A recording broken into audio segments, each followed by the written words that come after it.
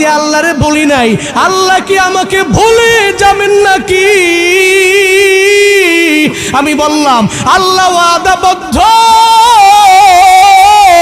তুমি যদি আল্লাহর না ভুইলা আল্লাহর জিকির যদি করো,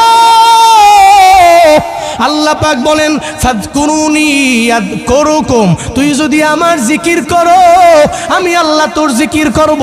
তুই আমার স্মরণ করলে আমি আল্লাহ বান্দা তোমার স্মরণ করব।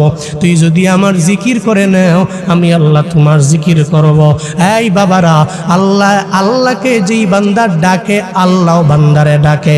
গর্তের পিপিলিকা আল্লাহরে ডাকে, আল্লাহ ডাকে সাড়া দিয়ে দেয়। জঙ্গলের একটা প্রাণী আল্লাহরে ডাকে, আল্লাহ ডাকে সাড়া দিয়ে দেয়। শুধু তাই না, একটা বিশাল সমুদ্রের মাছ, সমুদ্রের অতল গর্বে আল্লাহরে ডাকলে আল্লাহ পাক ডাকে সাড়া দিতে দেরি করে না।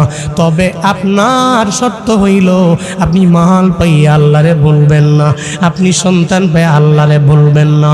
আল্লাহ আর সন্তান পাইয়া মাল পাইয়া যারা আল্লাহরে না ভুলে যায়, আল্লাহ কয় এর মতো দামি এই জমিনের মধ্যে আর কেউ না। সম্পদ পায়া, সন্তান পায়া যে আল্লাহরে ভুলে না যায়, এর মতো দামি এই পৃথিবীতে কেউ নাই। কারণ ও তো সম্পদের মালিক হয়েছে। ও চাইলেই অন্যায় করতে পারে, ও চাইলেই এ টাকা খরচ করে যত পৃথিবীতে যত অন্যায় আছে, ফাসাদ আছে, বিশৃঙ্খলা আছে, যত কিছু আছে ও করতে পারে। ও আরেকজনের বিল্ডিং ধাক্কা ভাঙিয়ে ফেলতে পারে, এই ভাঙ। আর যদি আর ব্যাকগ্রাউন্ডে থাকে ক্ষমতা, এটা তো বইলা লাভই নাই। পাওয়ার আছে, ভাঙ। ব্যাকগ্রাউন্ডে লিডার আছে, ব্যাকগ্রাউন্ডে টাকা আছে, হেই বেটা সব মাইরালামু থড়াইলামু ধরে ফেলবো করে। কিন্তু এই সম্পদ পাওয়ার পরে যারা আল্লাহকে ভুলে না, এই পৃথিবীতে এর চাইতে দামি সেকেন্ড কেউ নাই। লা তুলহিকুম আমওয়ালুকুম ওয়ালা আওলাদুকুম আন যিকরিল্লাহ। আল্লাহ পাক বলেন সম্পদ আর সন্তান পেয়ে তুমি আল্লাহর জিকির বলে যেও না। আল্লাহর জিকির কি? মুফাসসিরিন কেরাম বলেন এক নম্বরে আল্লাহর জিকির মানে নামাজ। কি? সন্তান পাইয়া মাল পাইয়া নামাজ বইলা যেও না। কিন্তু কপাল পোড়া মুসলমান, সব বয়ান মজা লাগে, হুজুর ঘন্টার পর ঘন্টা বয়ান শুনান মজা লাগে। আমার ছোট মোবাইলটার মধ্যে রেকর্ড করে বাড়ির মধ্যে নিয়ে শুনবো, তাও মজা। রাতের বেলা ঘুমানোর আগে লাগে ঘুমাইব, তাও মজা। কিন্তু ফজরে নামাজ পড়ার ব্যাপারে আমারে বইলেন না। আল্লাহর কসম, আল্লাহর কসম, পুরো দুনিয়ার সমস্ত মাহফিল যদি একটা পাল্লায় দাও, আর একটা পাল্লার মধ্যে যদি এক ওয়াক্ত ফজরে নামাজের 2 রাকাত ফরজ নামাজ দাও, পুরো দুনিয়ার সমস্ত মাহফিলের পাল্লা হালকা হয়ে যাবে। এক ওয়াক্ত ফজরের নামাজের, ফরজ নামাজের পাল্লা ভারী হয়ে যাবে। আজান শুনে আসো যারা বিছানায়,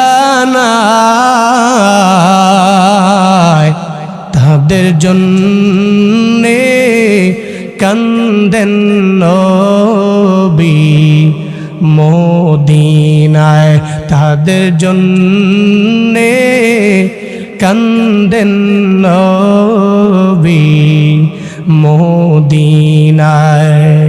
ওই নবীর জন্য কি মায়া লাগে না,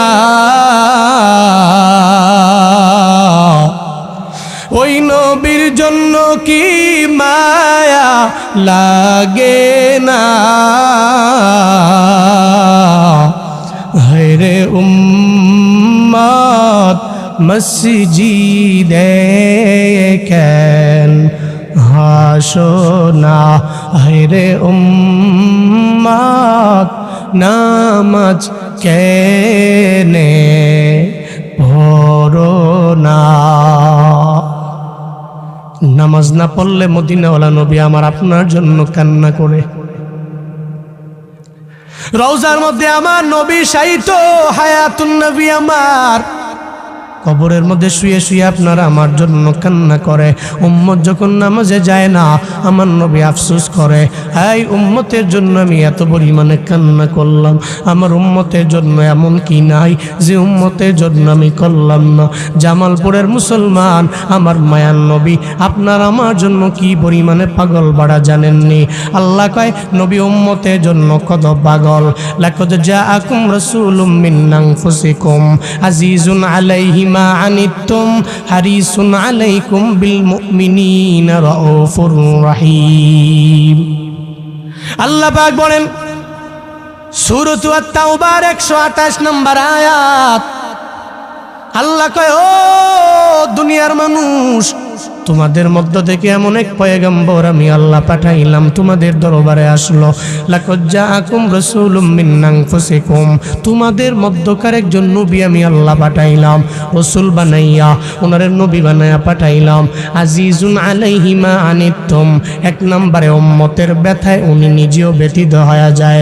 আমার নবী উম্মত যখন কাঁদে, আমার মায়ার নবীও কান্দে। উম্মত যখন নামাজ পড়ে না, আমার নবী উম্মতের ব্যথায় ব্যথিত হয় যায়। কারণ দুনিয়াতে সব নবীদেরকে আমার আল্লাহ একটা পাওয়ার দিয়ে দিলেন, দোয়ার পাওয়ার। ওই দোয়াটা উম্মতের জন্য যে কোনো টাইমে যেভাবেই করবে আল্লাহ পাক কবুল করে নিবে। সব নবীরা এটা দুনিয়াতেই কাজে লাগায়া দিল। আমার মায়ার নবী আমার ওই দোয়াটা দুনিয়ার জমিনে কাজে লাগান নাই।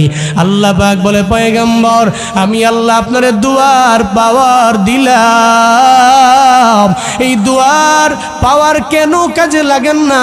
আমার মায়ার নবী জানায় দে আল্লাহ গো, এটা উম্মতের জন্য আমি আল্লাহ রিজার্ভ করে রাখলাম। কারণ গুনাহগার উম্মতেরা হাসরের ময়দানে যেদিন এরা জাহান্নামে হয়ে যাবে, আমি নবী বরদাস্ত করতে পারবো না, আমি নবী সহ্য করতে পারবো না গো আমার আল্লাহ। হাসরের ময়দানে আমি সব জায়গায় দৌড়াবো। একটা মা সন্তানের জন্য যত পরিমাণে পাগল, আমি নবী উম্মতের জন্য পাগল হয়ে উম্মতের জন্য দৌড়াবো। কতক্ষণ থাকবে আমার নবী মাকামে মাহমুদে, আবার দৌড়ে যাবে আমার মায়া নবী হাউজে কাউসারের দরবারে। ওখানে চিন্তা করবে আমার উম্মত নিয়ে আবার পানি তৃষ্ণায় মারা যায়। আমার নবী আবার দৌড়ে চলে যাবে জাহান্নামের দোরগোড়ায়। আমার নবী তাকায় দেখবে জাহান্নামে কি কোনো উম্মত আমার আল্লাহ পাক দিয়া দেয় কিনা। আমার মায়া নবী চলে যাবে জান্নাতে, আমার উম্মতের আগে কেউ জান্নাতে ঢুকে কিনা। শুধু তাই না, আমার নবী কয় আখিরাতের জন্য আমি আল্লাহ আমার সব উম্মতের জন্য বরাদ্দ করে রাখলাম। আমার উম্মতেরা কেমনে কেমনে এদের জাহান্নাম থেকে ফিরাইয়া জান্নাতে নেওয়া যায়, এই চিন্তা নিয়ে গো আল্লাহ আমি আমার দোয়াটা রিজার্ভ বানায়া রাখলাম। আল্লাহকে অসুবিধা নাই, এই দোয়া আখিরাতে আপনার জন্য আমি আল্লাহ রিজার্ভ বানায়া রাইখা দিলাম। ও পয়গম্বর, জান্নাতে আমি আল্লাহ দরওয়াজার মধ্যে এমন এক দারোয়ান রাখছি, আমি বইলা দিছি ওই দারোয়ান অন্য কোন নবীর উম্মতেরা জান্নাতে ঢুকতে পারবে না, অন্য কোন নবীও যাইতে পারবে না। আমার নবী আর নবীর উম্মতেরা জান্নাতে ঢোকার আগে অন্য কেউ যেতে পারবে না। সব নবীরা যাবে, অনেকে উম্মত লয়ে জান্নাতের দরওয়াজায় দাঁড়াবে। দারোয়ান বলবে আপনি কোন নবী? অনেকে বলবে আমি মুসা নবী, ঈসা নবী। না না, জান্নাতের দরওয়াজা ওপেন করা হবে না। কার জন্য অপেক্ষায় আছো? মদিনাওয়ালা নবীর জন্য অপেক্ষায়। আল্লাহু আকবার। নবী উম্মত লিয়ে হাজির হয়ে যাবে, জান্নাতের দরওয়াজায় গিয়ে হাজির, আর বলবে এই ফেরেশতা দরওয়াজা ওপেন কর। কে আপনি? কয় আনা মুহাম্মদ। সঙ্গে কারা? কয় উম্মতেরে নিয়ে চলে আসলাম। কয় জান্নাতের 8টা দরওয়াজা ওপেন আছে, যেই দরওয়াজা দিয়ে মন চায়, নবী অন্য কোনো নবীর বেলায় না, অন্য কোনো নবীর উম্মতের বেলায় না, জান্নাতের 8টা দরওয়াজা খোলা আছে, যেই দরওয়াজা দিয়ে মন চায় ওই দরওয়াজা দিয়া উম্মত লইয়া এই মুহূর্তে জান্নাতে ঢুকে যায়।